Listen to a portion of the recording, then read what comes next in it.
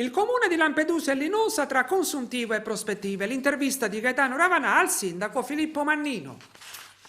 Giovedì scorso in Parlamento si è chiuso appunto il provvedimento cosiddetto mille proroghe, che contiene anche delle norme che riguardano Lampedusa. Il comune di Lampedusa e Linosa ha ricevuto dal Parlamento un contributo di 2 milioni e mezzo di euro, che si aggiunge all'altro contributo ricevuto nell'ambito del DL Aiuti Quater, e sono tutte somme che in qualche modo andranno a coprire quel buco che abbiamo trovato sul bilancio, insomma quella non bella eredità che abbiamo ricevuto, e speriamo che grazie a questi soldi in qualche modo riusciremo ad uscire da